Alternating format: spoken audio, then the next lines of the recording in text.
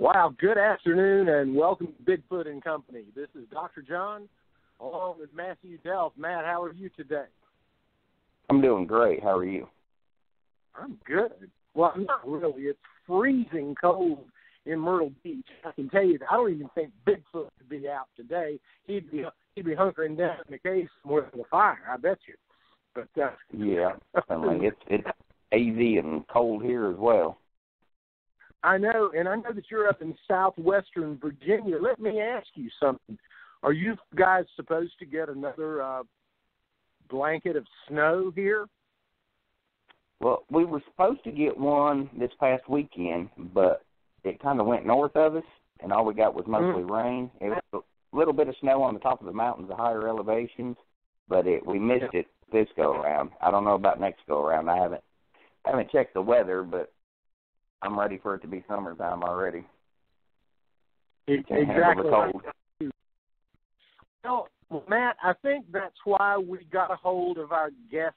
He's sitting in shorts with fan on, and he is in beautiful sunny Australia. Ladies and gentlemen, we're pleased to have with us Jackson Samael. He's a Bigfoot explorer, a paranormal researcher, and a member of BFRO. Jackson, good afternoon by way of us, and good morning to you in Australia. How's everything? Oh, very well, thank you here, Doctor. It's a lovely morning here. It's only 8 a.m. It's actually Tuesday here. We're about 14 hours ahead of you. We're going to be hitting temperatures of up to 125 today. It's already up to 80 in my place at the moment. So, yeah, I'm just sitting here in shorts in front of the fan at the moment. I'm running to the Myrtle Beach airport right now. Pick it up, okay? Well, you better make room for two. Well, you guys are welcome to come down here anytime you want. Well, we'll talk about that. I think it's much colder here. Might just have to. But anyway, thank you so much for being with us today. You come to us as a friend of Matt Delph's. And Matt, thanks for suggesting Jackson.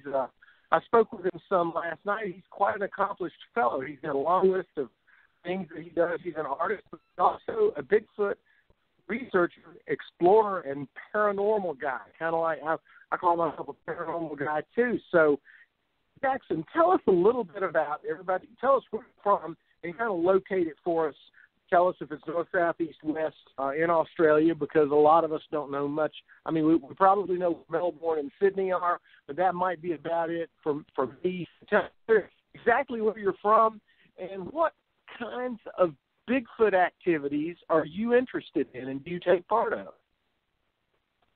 Okay. I'm on the mid-north coast of New South Wales. We've got 3 states that run up the east coast of our country. Like, there's only 6 states and territories on the mainland, and there's 1 extra state that's an island state off the south. Australia, to most people over there, if they don't know, is roughly the same area and size as the US. So it's quite a big place. It's the only place that's a continent, an island, and a country. So it's quite a unique place. I'm on the mid-north coast. I was born in Sydney. I'm roughly 300-400 kilometres north of there now. I've been interested in Bigfoot and paranormal and everything since the late 1970s, I guess, when I was a kid, when I first saw a documentary on Bigfoot on TV, and it just sort of intrigued me. And I used to live in an old house down in Sydney, and I believe that was haunted. It was very old. A lot of things happened in that place. Stereo would turn itself on, wasn't plugged in. Lights would turn on, doors would open and close, that sort of thing. So I've always been a believer in that sort of side of life. It's, you can't have a closed mind on anything. You can't. But you're absolutely right. Yeah? You're absolutely right on that one, sir. There is so much out there that we don't understand that, that we turn ourselves off to. Just either because we're ignorant or because we're just not open to it. And I've always been in that sort of mind. And I have had an encounter or two myself with what we call the yowie, which is what I believe to be a subspecies of possibly, like the way I look at things is we have all these sightings around the world, and when it all used to be Gondwanaland or Mesopotamia or whatever name you want to call that major landmass back then, there were heaps of land bridges where different things could move around. They say that the Neanderthal went extinct, 60,000 years ago. How can we prove that? They proved that Homo sapiens interbred with the Neanderthal back in those days. Who's to say that the Gigantopithecus didn't interbreed with the Neanderthal and had a subspecies, cross-species, whatever, and just became the ultimate stealth to stay away from the Homo sapiens over 60,000 years? I mean, I believe if your entire life and all of your ancestors have spent their entire life trying to hide from another species, they're going to be the ultimate in stealth. Like, they're going to be almost impossible to find. And I also believe that the main reason that we don't find any evidence of bones or bodies or anything is because they may have some sort of spiritual element to them. Like Neanderthals used to bury their dead 60,000 years ago. Humans continue to do it today. Who's to say that Bigfoot doesn't do the same thing? I'm just intrigued because, we have 3 subspecies here. One that looks like the orang pendek from Indonesia. Indonesia was part of Australia a long, long time ago. We have a mid-sized one that's around roughly 6 to 7 foot, and then we have the yowie, which will grow between 9 and 11 foot. And they range in all different colours. And, I've had quite a few experiences with them. Oh, I had no idea that you had 3 different subspecies, Matt. You're our expert. Yeah. Subspecies over here in the U.S.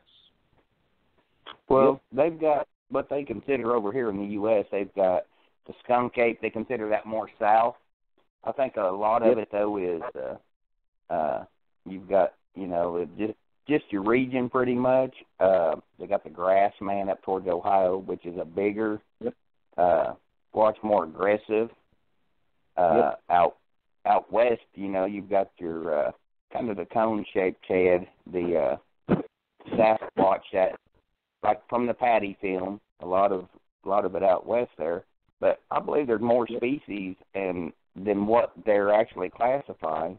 And as you were talking about, I'm kind of curious if Australia, like I know here in the U.S., I've talked to you before about it, that they cover it up and they want to keep it quiet. So any type of evidence, if you do have bones or anything, they're going to cover it up and they're going to hide it. Even if you were to post, if you had a bone, they would come and they would take it from you if the government knows that you had it. But I'm kind of curious, is Australia more open, the government? How are they towards the yowie and stuff? Do they keep it quiet or do they try and cover it up a little bit, or are they open to it? In all honesty, I think they just think that it's a mythical creature and don't even consider it, which is quite sad.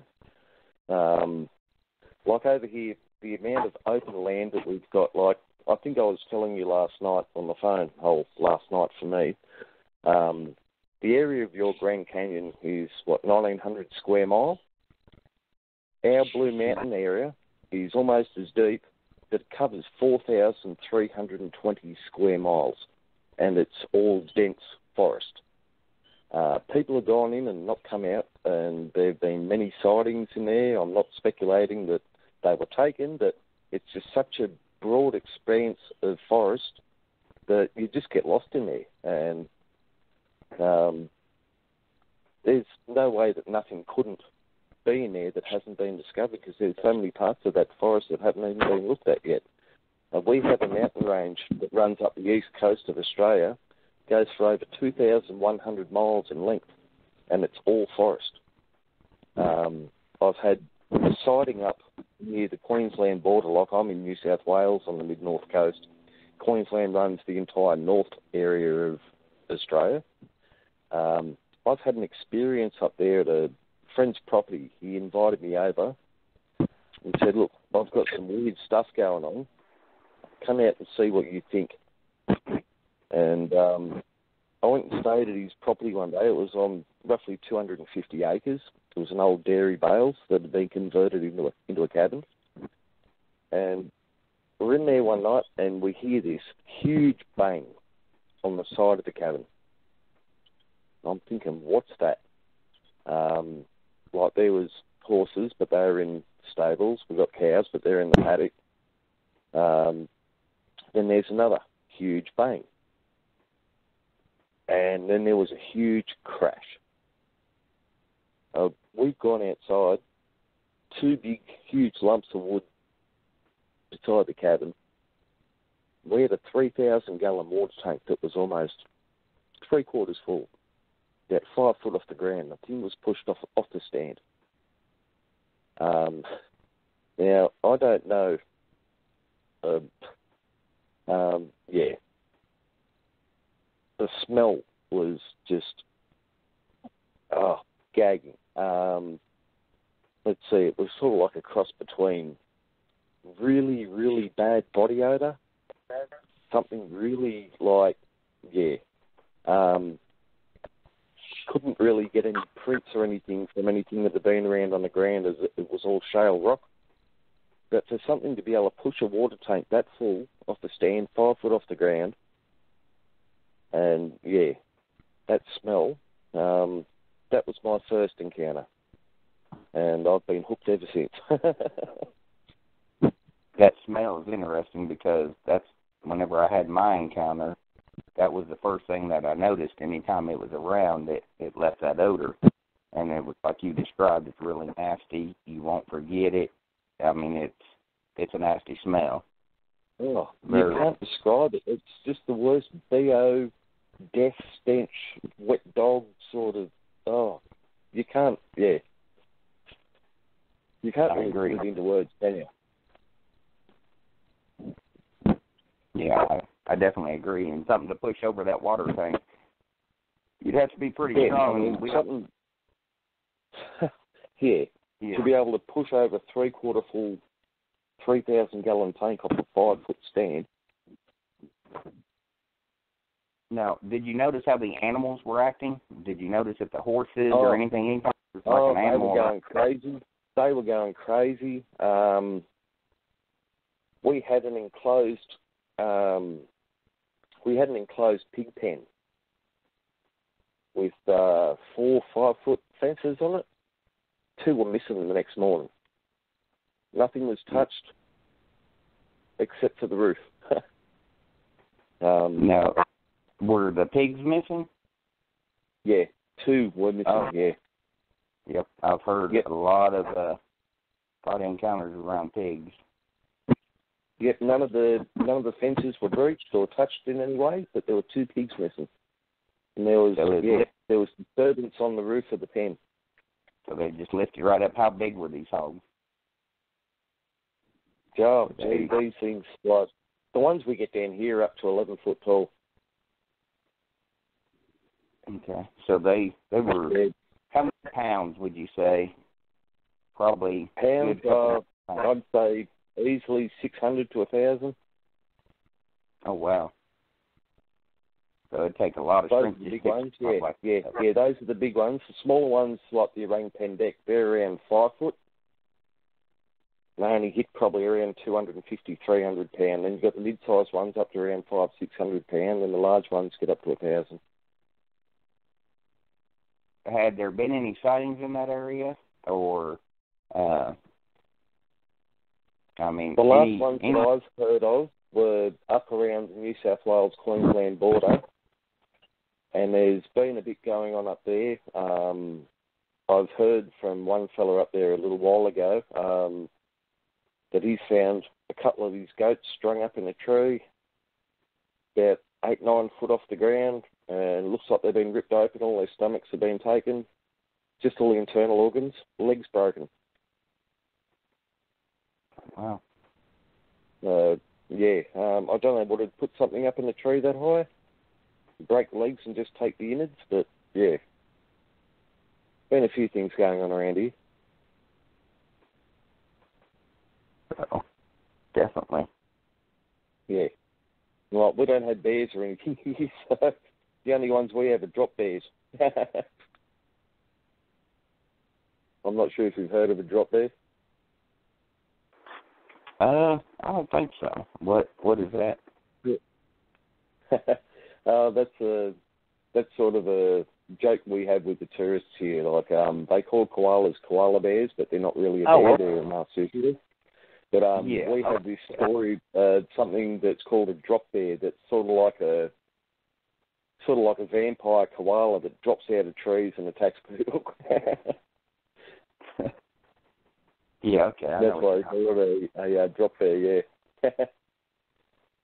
But yeah, there has been quite a few things like that going on around here. Like, we've even had big cat sightings and everything down south, like big black cats. Yeah, we don't know what they are. Like, whether escaped from circus, don't know.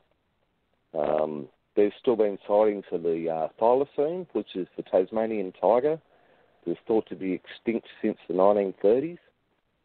And it's sort of like a large dog with stripes and a really long tail and sort of haunched down at the front, really high back end, and can open its mouth twice the size of any other dog. There's been a few sightings of that lately too. It's a wild place here. I'm sure you saw that that picture of the brown snake that I had. Yes. Now, like, I'm kind of curious. Like, Dr. John, he does a lot of research on the lizard man here in the swamp. Okay. Yep. He could tell you a little bit about that, and I'm wondering, curious, if you guys have anything similar to that. I'm sure that we do. We talked about it last night, and Jackson, you called it bunyai. Is that what you call it down there? It's called the bunyip. Bunyip. Bunyip. Yes. The bunyip. Yeah, tell a little bit about that, because when you showed that to me, there were a lot of parts of the description that made it look, it might be lizard man, what we might call lizard man around here. Okay. Yeah, well, basically the bunyip is a creature that lives in inland rivers and waterholes and things like that, and drags people to their death.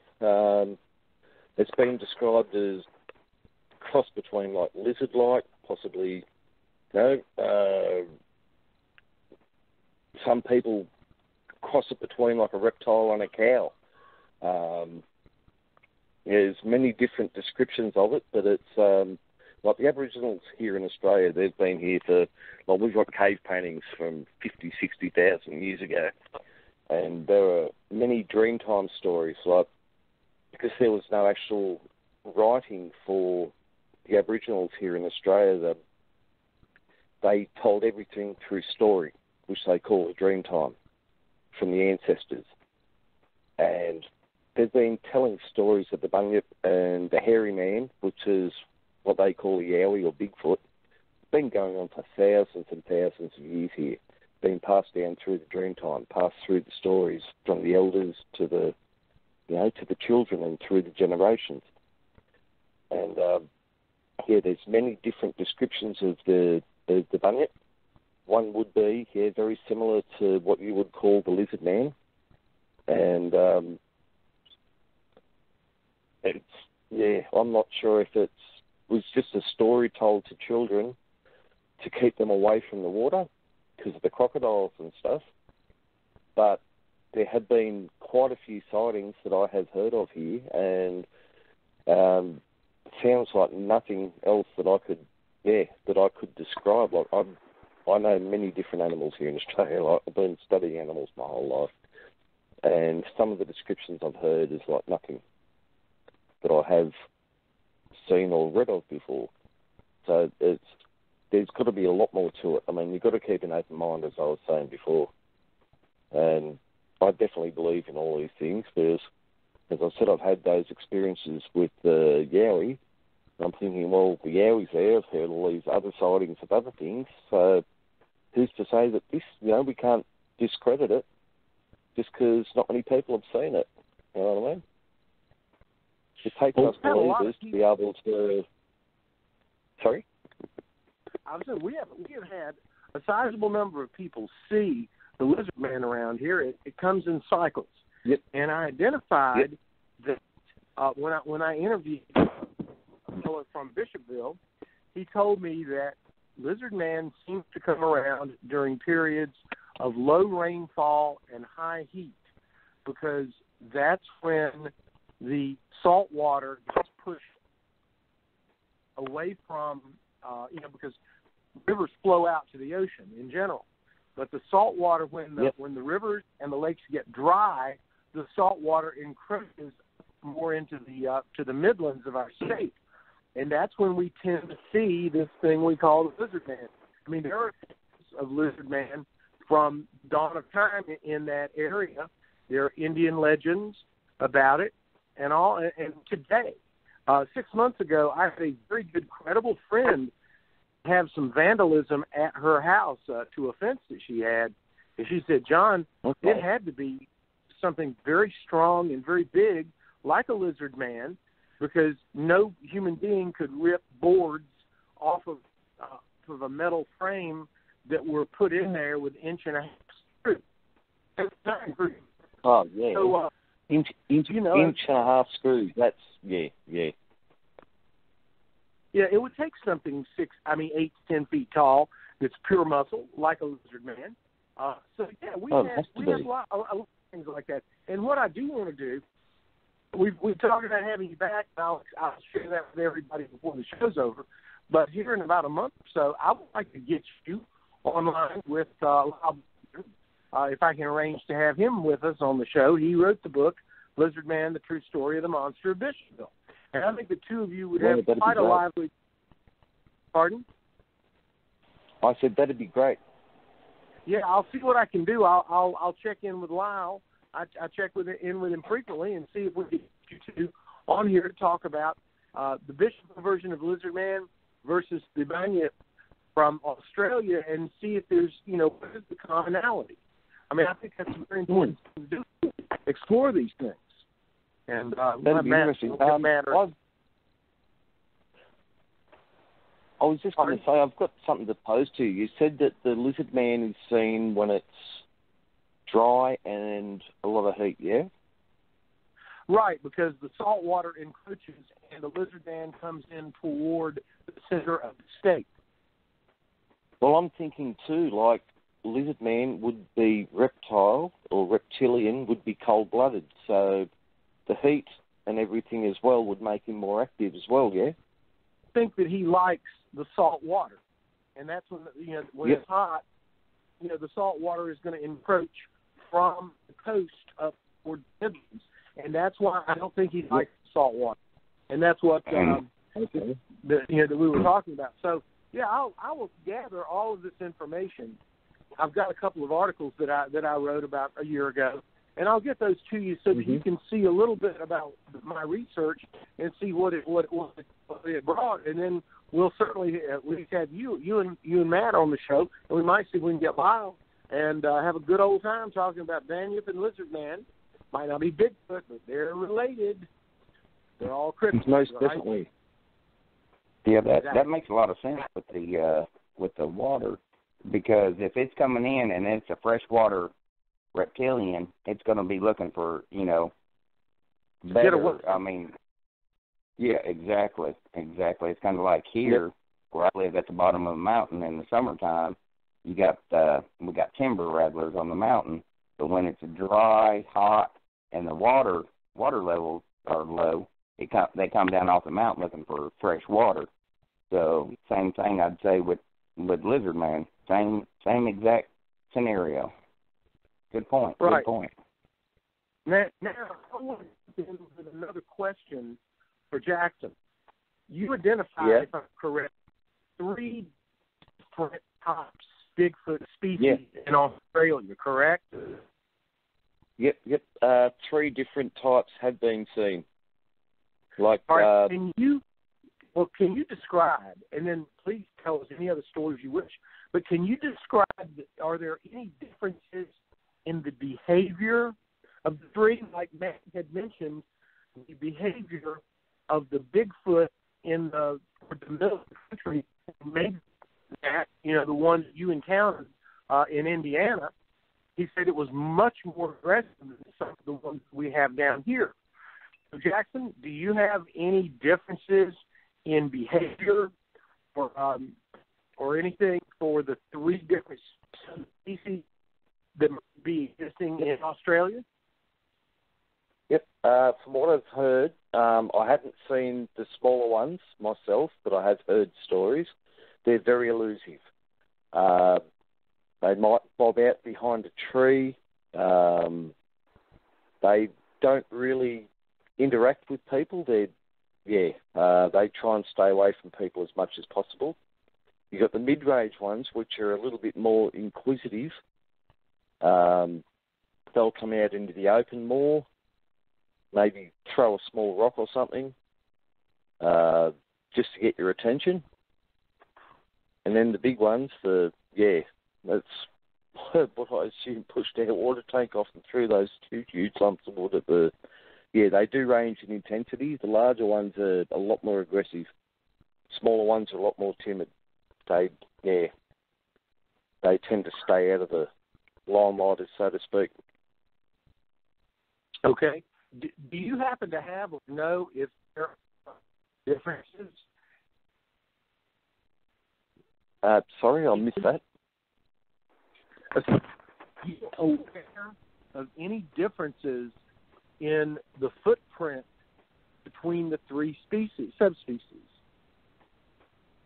Okay. I've never seen any of the smaller ones, but the larger ones have the central ridge. It's like they've almost got a double ball on their foot at the front. Very, very broad. Biggest one I've seen probably be 17 to 18 inches, maybe 7 inches across at the toes.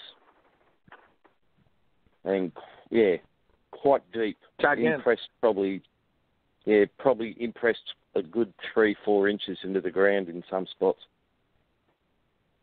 Wow. Now, did they have a toe difference?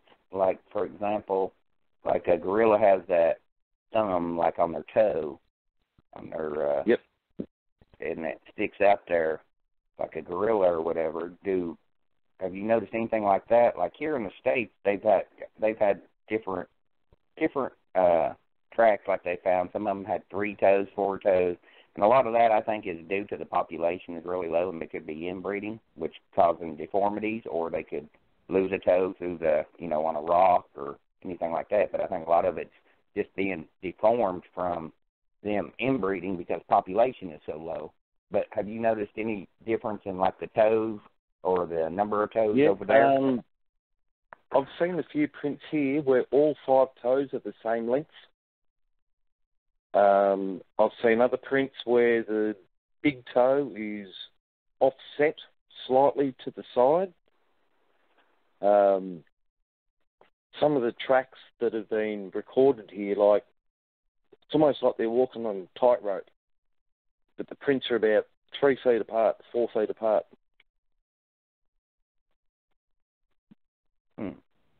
That's very interesting.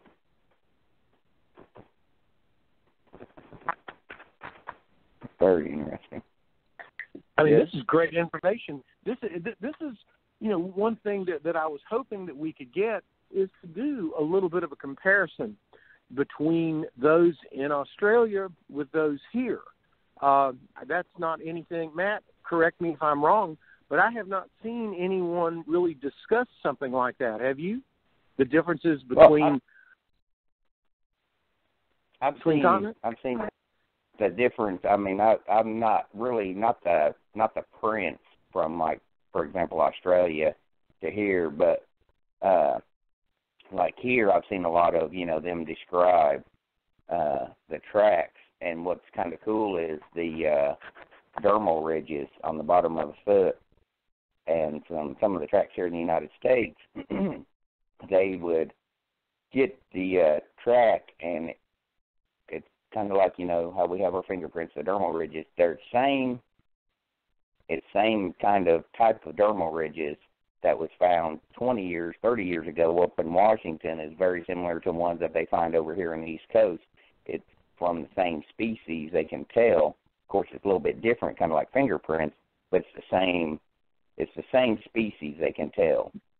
I know that they've done that here in the United States, but I've never heard it compared to, like, over there, the Yowie compared to here. I've not done a whole lot of research more on that. That's pretty interesting. I wonder if there's similar ridges to the ones over there. Well, I wouldn't be surprised there, Matt. Like if they had some dermal ridges that they could check to see, compare them to the ones here. See, I've never seen that comparison, and that's something that would be pretty interesting to see if they are the same species or very similar. Definitely got me interested in that now. That's a good point, Dr. Well, good. And there's here's where that question really came from.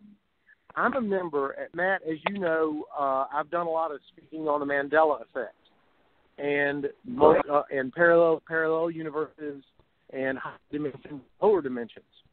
And that's where I talk about the Mandela effect.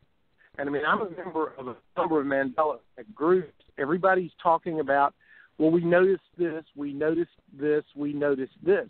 Well, that doesn't do you any good. Yes, there are differences in what we remember versus what we see today. But that doesn't get you any. Just noticing that Oscar Mayer is spelled differently. What gets you somewhere is trying to examine various structures proposed by astrophysicists and using those to try to figure out, well, what really could be the cause of the Mandela effect, not just some examples.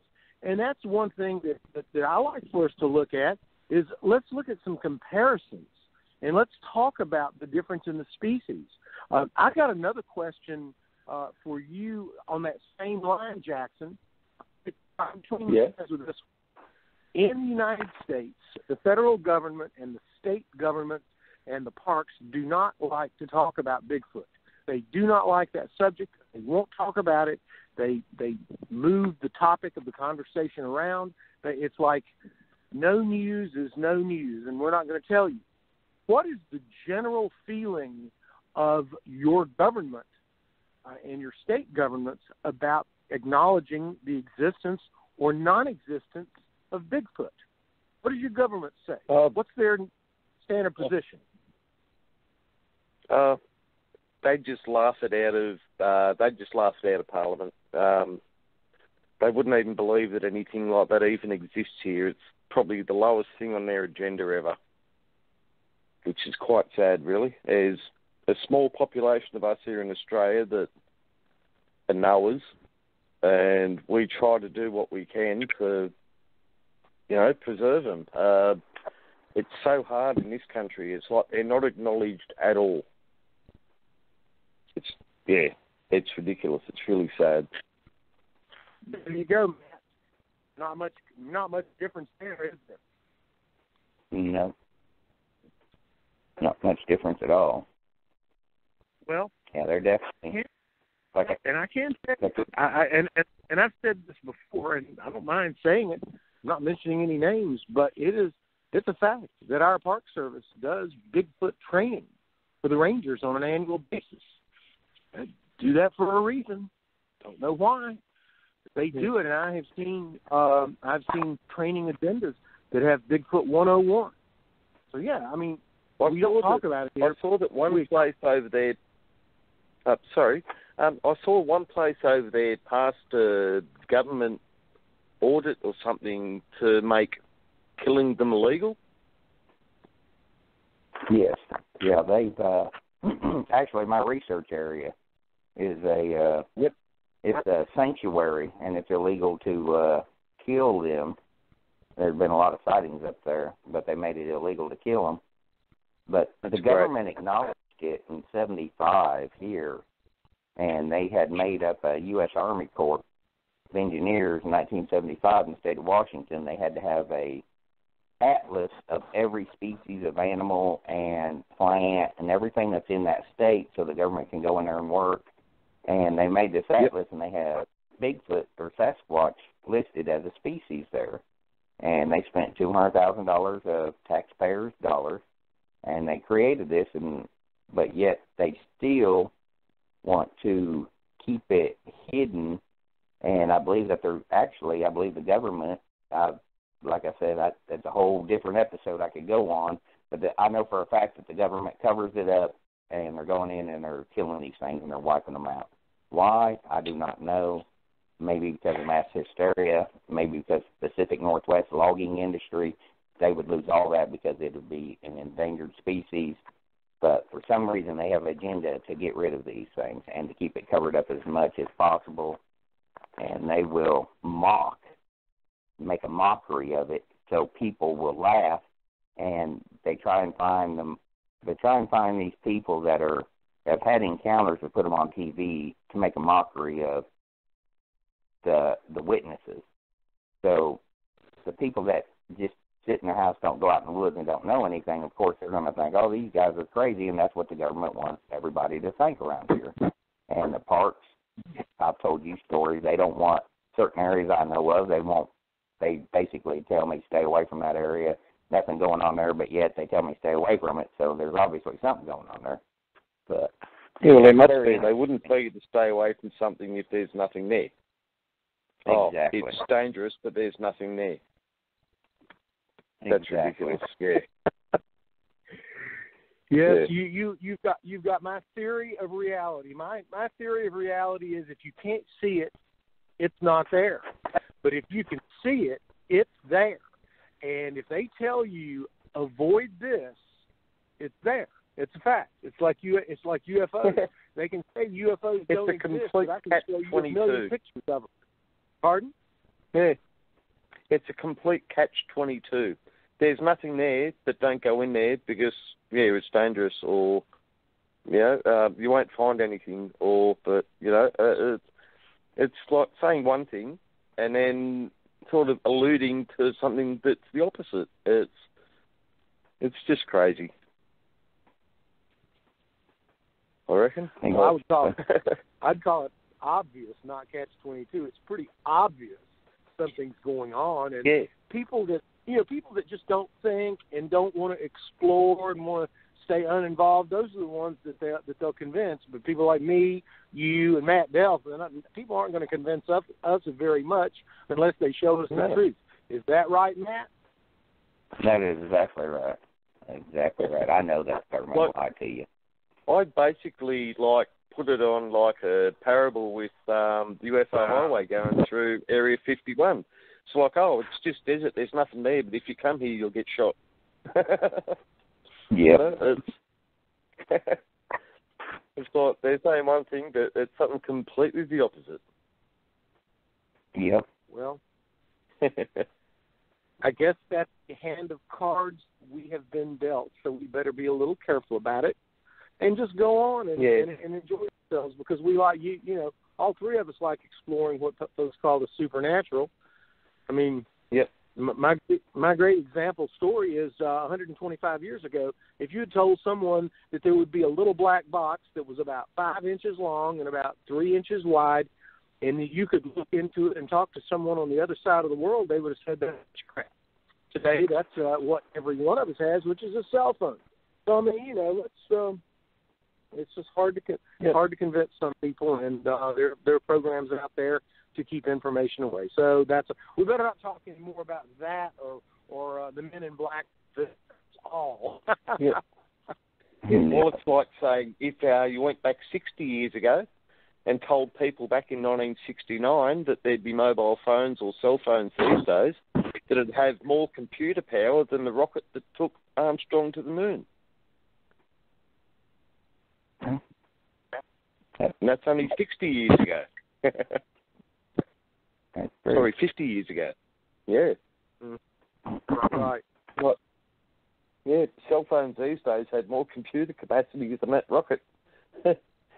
that took those boys up there that many years ago. You'll have to work really hard to convince me that we went to the moon before digital technology. I know we went there, but I mean, you're going to have to work awfully hard to convince me that with analog technology they went to the moon and came back. I don't. You're going to have to convince me pretty hard on that one. I think we've been there, but maybe not. Yeah, maybe there's not a lot of conspiracies around that. Myself, I think you know my opinion, Dr. John. I don't think we've ever been there, but and I've got my reasons, but there's lots of reasons obvious, but people tell me I'm crazy because I think for myself and do my own research, but yet they just go off what the government, they believe everything the government tells them, but yet I'm the crazy one for thinking for myself and, doing a little research myself on things. But the whole moon thing is a whole totally different thing, and I was actually doing some research there on plasma, and, there's different levels of plasma in between here and the moon, and another thing that I'd found out that you can't send radio signals through plasma. Apparently. Kind of makes you wonder how they talk back and forth if they went to the moon and how they get it. Now, Matt, are you talking about the real-time conversations they had in 1968 where Houston would say something and then immediately they'd get a response from the surface of the moon? Do you mean to tell me that was the first thing I noticed even when I was a kid? I said, this isn't right. The moon's a long way away. I mean, but anyway, that's neither here nor there. There are other reasons now. So anyway, we live in a strange and fascinating world. Jackson, I got a question for you. This is a good question. Yep. You have had some experiences meeting Bigfoot, right? Actually in person, but definite experiences. I've caught glimpses. I have caught glimpses, and I've had encounters. What's your best encounter? Yeah.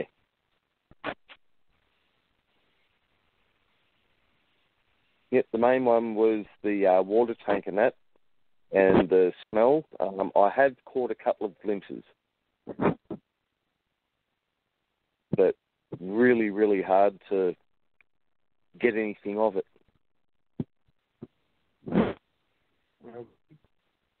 Did you come as close as Matt did? Matt, you were what, about 15 feet away?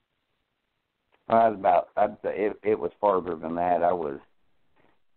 It was short. It wasn't no farther than 30 yards. It was closer. I'm bad at judging distance, but it was close enough that I could tell it was bigger than me, and I could tell I could see the hair outline on its shoulder. I could see hair on its shoulder. So I was pretty close. And in the area I was in, it was such a dense forest you had to be right up on something to actually see it. But it was farther than 15 foot, but it wasn't. It was inside of 30 yards for sure. It was inside of 30 yards for sure. Gotcha. And well, I was a total skeptic until then. I was trying to figure out what in the world I was even looking at, And it wasn't friendly. Right. So, and Jackson, I guess you can tell us that they are sometimes not friendly, correct? No, most definitely. The one that came up to our place that night was... I've never been so scared in my life, to tell you the truth. I didn't know if even it'd try and get inside. It wasn't long after that that was when I had the second encounter. We've gone for a walk down through the bush and found this tree, fresh green tree, about 5 inches thick, about 8 foot off the ground. It had been bent over at a 45-degree angle till the top of the tree was touching the ground, and had other sort of branches around it. And it was then that we heard something off in the distance and saw something that looked to be, I don't know, it was sort of hard to tell because it's really dense bush, but it would have been at least 8-9 foot tall, and just sort of bobbed and then just disappeared. And that was my second encounter. That was just up from where we were staying there in the bales. So I don't know if it had made like a sort of a humpy, like a sort of a place to stay in. But, yeah, we didn't stay around long. Now, how far was that away from? How far away was that from where you had your water tank incident? Probably about, I don't know, about 1,000 yards out in the bush. Okay, so you definitely could have been the same one, or one. Yeah. You were definitely in the same area. Okay, great. Yeah. You're on 250 acres. It was roughly 1,000 yards from where the cabin was. We went out the next morning to have a bit of a look around, see if we could see anything. Excellent. Yeah. And that was that was just right on dawn. That was roughly 5 a.m., between 5:30 a.m. We could have a bit of a scout around with a bit of light. Without having to use torches, yeah. And that's what we come across. That was quite interesting. Yeah, I've got another comparison I'd like you two gentlemen to make. And my question is to both of you. We'll start with Matt, and then we'll let Jackson answer. What type of equipment do you normally take out when you're doing a Bigfoot hunt, like on a Saturday afternoon, and you're going out? What type of equipment do you carry with you? What do you carry for safety? And so, Matt, I'm gonna start with you. Answer that question, please. What I normally take, I like to pack light. I research mostly for a personal reason, and of course I won't go out in the woods without a gun. I've always got a firearm on my side. I take of course a camera, something to take pictures with, like a cell phone, or I've got a video camera for nighttime. But I've got trail camera set up too. But mostly I don't even look. I mean, I'll look for tracks, but I don't do cast, just for the fact that I'm not trying to prove it to the world. I already know it's there. I already know it exists. I just want to face this fear that ran me out of the woods. So my research is a little bit different if I was trying to prove it to the world. Now, if I do find hair or something, I will keep it. Of course, you've got some of the hair samples, Dr. Young. Now, like at nighttime, though, like I'd like to clear the thermal imagers and stuff are excellent to show you different stuff out there. And as you've seen from when we went out on the Tennessee one, we got something there. White was hair. On the thermal imager, you could see that the white was hair, and we caught something there. But most of the time, though, I mean, I'm not there to make casts. I'm looking for tracks, stuff like that. But I'm wanting to go to its front doorstep, basically, and confront my own fear and to actually see what this thing is. Of course, I take flashlight and everything like that too. Right, exactly. And you do primarily hunt during the day or the night, or it doesn't matter? You'll do both. I do both. It don't matter. But most of my counters have been in the east. Okay, now how about Jackson? What type of equipment do you carry with you? And do you do primarily daytime or nighttime Bigfoot hunting? I'm very similar to Matt. Like, I'll probably go out for up to a week at a time. I'll set up trail cams on a perimeter bearing in 360-degree directions, use thermal, put baits down and so forth, like something to entice them to come in, some fresh meat, so on and so forth.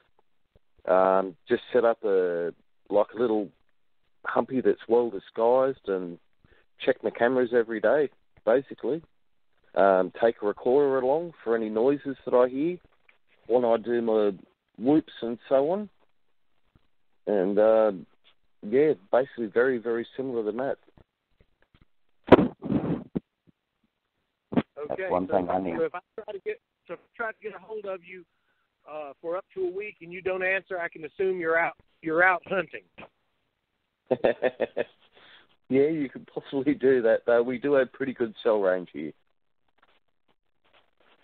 Well, that's good. Yeah. Do many people use two-way radio? Primarily use their cell phone to stay in touch. No, two-way's free. It's a lot easier to just jump on the two-way than to send a text or ring a phone number. Okay, my buddy Marshall Masters would agree with that. Yeah, he's such a two-way radio guy. All right, Matt. We're getting down. We got about 10 minutes left, Matt. I'm gonna let you take the last couple questions with Jackson. Okay. No worries. Okay. Do they have over there, do they have, like, here we have Bigfoot events and stuff like that, like conferences, and I mean, it's really took off over here and get a lot of eyewitnesses and stuff. Do they have any type of, like Bigfoot conferences or Yowie conferences or anything like that there where people can go and just, talk? We have a group here in Australia called ACRO, which is Australian Cryptozoology Research Organisation, and we have conferences here about that. We have speakers that come in and talk about any cryptids around the country, Yowie, so on and so forth, big cats, the bunyip, all those sorts of things. We do have conferences here. If anyone listening would like to look up the site, it's ACRO, ACRO, and that's based here in Australia. And we've got a lot of active members, and it's a really good group. It's very insightful. All right, would that be acro.co.au? Yep. You can just look it up on Facebook. Oh, okay. ACRO. Yep. All right, everybody, your assignment for the week is to go look up ACRO and see this great organization that Jackson's talking about. I'm going to be checking that out as soon as we're done here. Matt, what else have you got? We were actually hoping to get a few of our members over there to your last conference, but due to lack of funds, we couldn't get over. So hopefully for the next one, we can get over there. That'll be excellent. Excellent. That's the thing. It takes a lot of funding for this research. A lot of people don't realize, we take our own time and money to do this. And That's it. And you make a lot of sacrifices too. Yes, you do. Excellent. Yeah.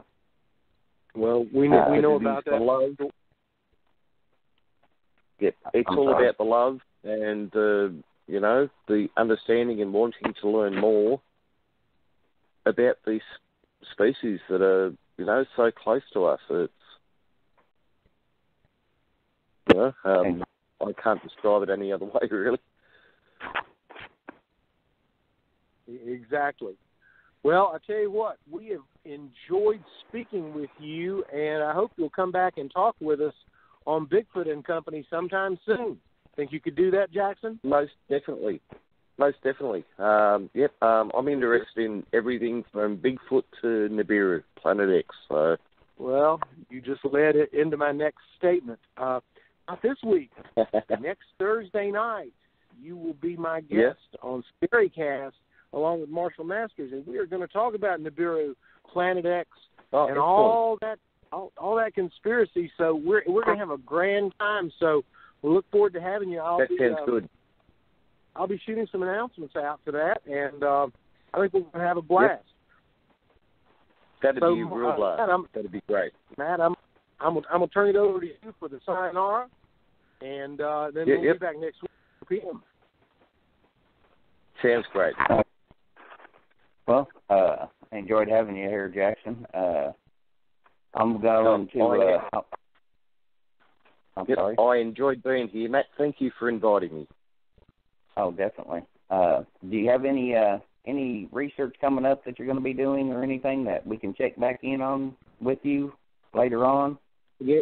I'll probably be heading out in the next few weeks, going out for another trek for about a week or so. So if I have any news from that, I'll let you know what happens as soon as possible. Good deal. We keep in touch pretty good, so definitely that's great. And hopefully sometime we can get together and do some research together. Most definitely. Yeah, you'll have to come down under sometime, my friend. Yes, it's a lot warmer there, so I think I'd rather enjoy that. Yeah, oh, it is at the moment. Exactly. As I sit here in my hunting jacket, I'll just add one last thing. Like, I was only just saying yesterday, like, I think Matt posted that it's like minus 61 in Alaska yesterday. It was hitting 127 here yesterday, so that's like 170 degrees difference. Yes, that's unreal.